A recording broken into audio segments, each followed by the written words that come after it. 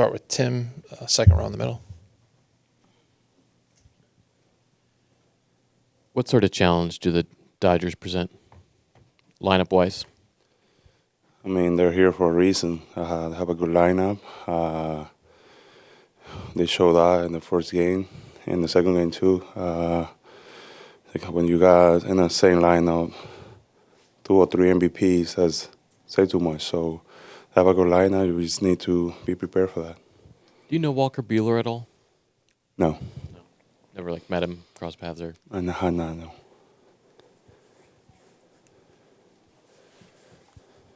A few more for Luis. Dave on the left. Sevy, I know with Ohtani, he's a guy that you tend to pitch carefully as a whole. Sean did a great job with him yesterday. Much different pitcher than you are, obviously. How do you approach, a hitter like that who's had such an amazing year and obviously a very difficult person to face? Yeah, for me, I would go to see how Yu Darvish pitched to him. The recent righty, how they attack him. Like you say, he's a great hitter. So I have to be careful. But, if I can pick my spot, execute my pitches, I think I'll be good.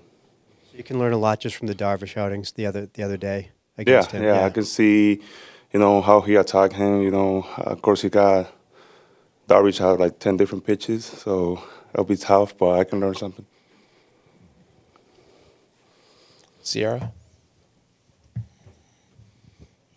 Hi there. You pitched really well at home during the regular season. What is it about Citi Field that makes you thrive here? I have no idea. I didn't even think about the numbers since I saw her a couple of weeks ago. I didn't realize I was pitching better at home than in the road. So I don't know. I feel like, at home you're more comfortable. You can do all your routine. There is a lot of stuff that we have here that we don't have in the road. But there's nothing that I can point. Like I said, this is only for this. So I think just being home and being, in New York. Go to the far left. Hey, Luis, as the innings have piled up for you this year, is there a single biggest thing that has maybe helped you stay available this late into October? Yeah, I think staying in my routine. Doesn't matter if we're in the playoffs, just sticking to my routine every day. Come here this is the first game of the season, so not worry about, how many innings I got. Just worry about what I need to do to feel good. So I think my arm right now feels the same way, feels good. So I just need to stick in my routine. Come back to Tim in the middle. Given how the last few years have gone before this year, is any part of you surprised at how well you've held up physically for so long?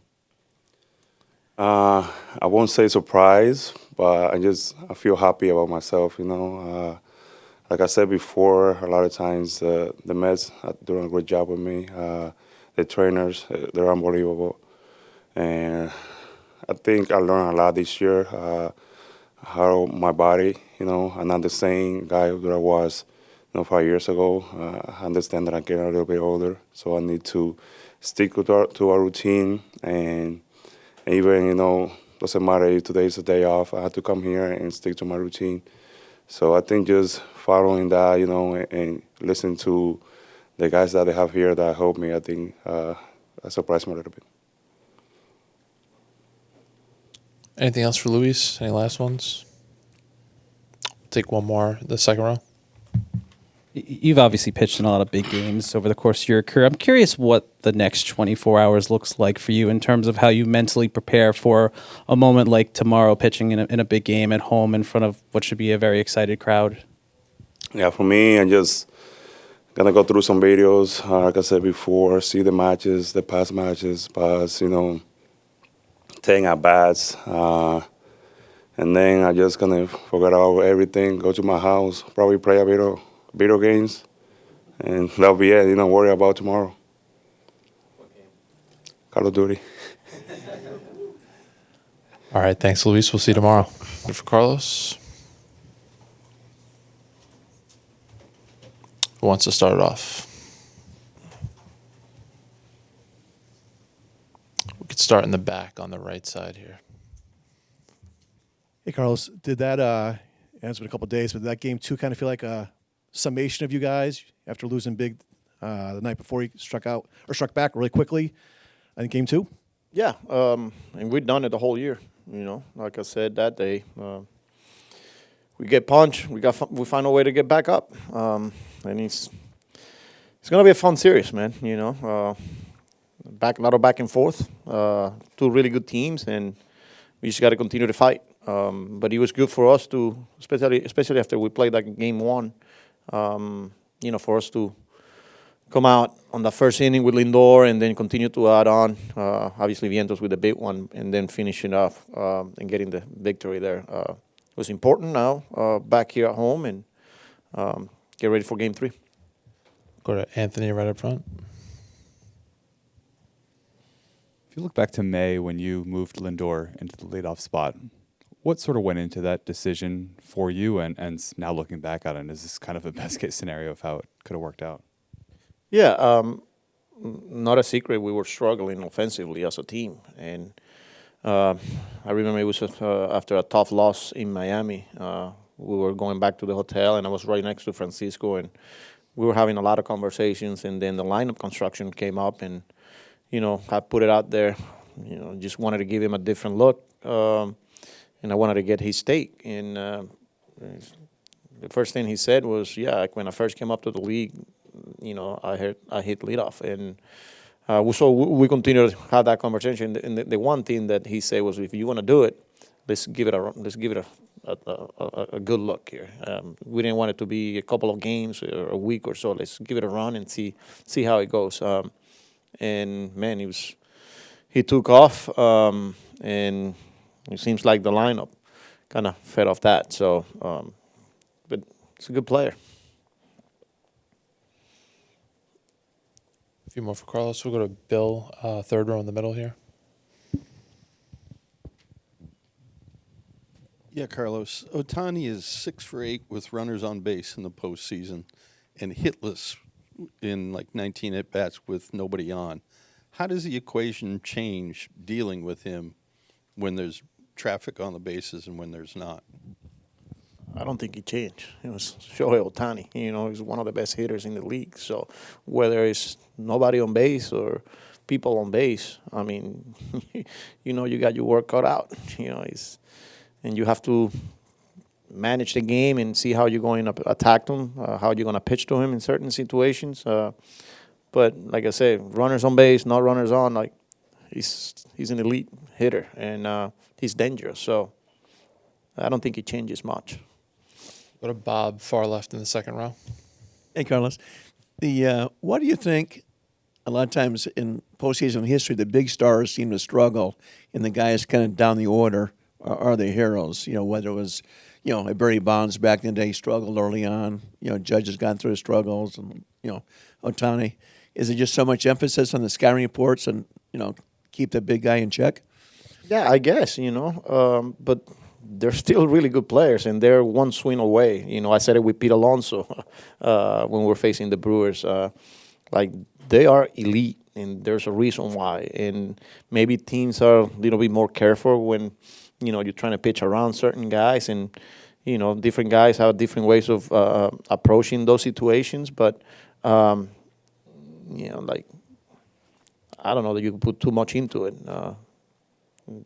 There's times where they're going to struggle, but there's also times where they're going to come huge. And whether it's Barry Bonds, whether it's Aaron Judge, Ohtani, and you name it, there's a reason why they're superstars. So Let's go to Jesse in the front row on the left. Carlos, a lot of guys have talked about the impact J.D. Martinez has had. What do you see specifically he's had from a hitting standpoint? Is he almost like another coach in uniform, and what is the specific impact?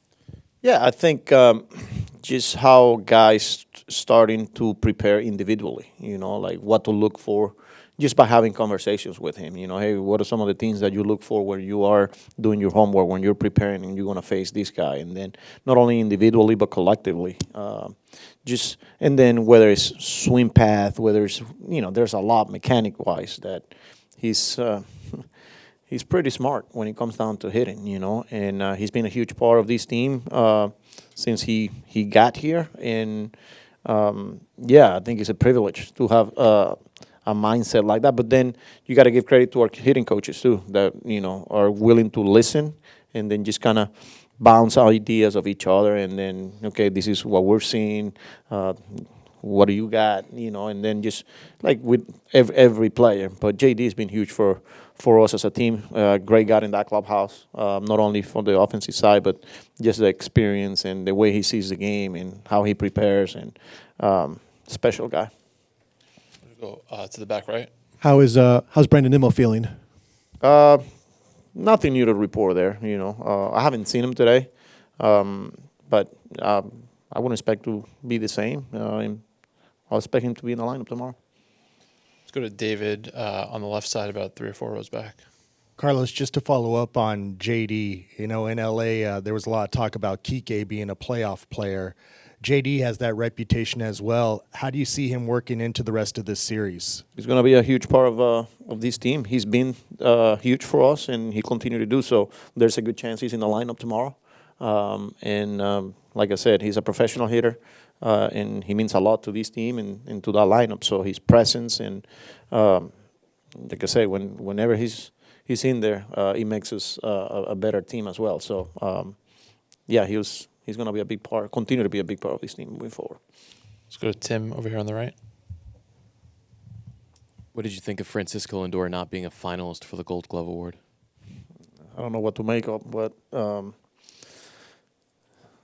don't know that he's if you ask him, the one thing he'll tell you, he's not here to win personal awards. He's here to win the whole thing, which is the World Series, and that's his goal. And that, but yeah, he's an elite defender. I was shocked that he wasn't even in the finals. So, and with Kodai Senga, is he still? Are all indications that he's still healthy and yes. fine? Yeah. Yes.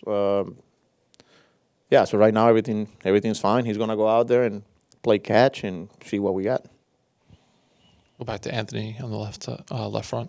That was partially my question, but now that you're guaranteed to play Game 5, is Senga essentially penciled in for that start? We'll see. We'll see how see how he feels today and how we're gonna get there to Game 5, and we'll make a decision. Is Peterson an option at all for that start, or are you more or less set on using him in relief? Yeah, I mean, again, we'll see how the game goes tomorrow, if Peterson is available for tomorrow or the next day, and then we just got to get there first. But he's bringing a lot of value out of the bullpen as well. So, but we'll see. And Game 4 will be Quintana. Game 4 is Q, yep. Let's go over to the left side in the front row, Mark. What are you seeing from Francisco Alvarez's at-bats? And he's played a lot of games. Just is he starting to tire a little bit, do you think? No. Maybe trying to do a little too much at times, especially with runners on. But he's a good hitter, man. I like the conviction. I like that he's aggressive.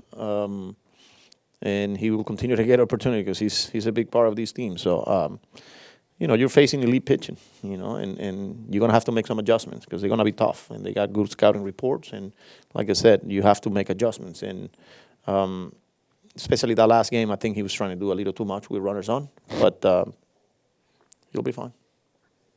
Any last ones for Carlos? Dave, we'll finish up in the front.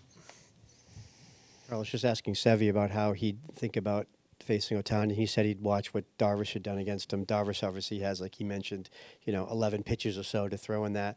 I mean, as much as you can try to game plan for Ohtani, even if you execute your pitches, he can still hurt you. So how do you play? You just base his attack on the situation of the game and figure out what to do? Yeah, like I said earlier, he's an elite hitter, and the situation of the game will tell us how we're going to approach him.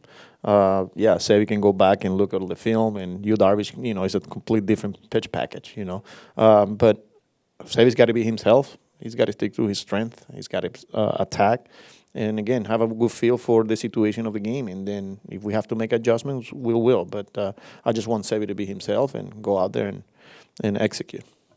Take one last quick one with Mark. Bueller's against lefties has been slightly less effective than against righties. Just is there any temptation to get McNeil into a start here? We'll see. And those are some of the conversations there. Bueller's kind of neutral, so I could go with righties. I could mix a lefty in there, but I gotta go back and look a little bit more in there. All right. Thanks, Carlos. We'll see you tomorrow.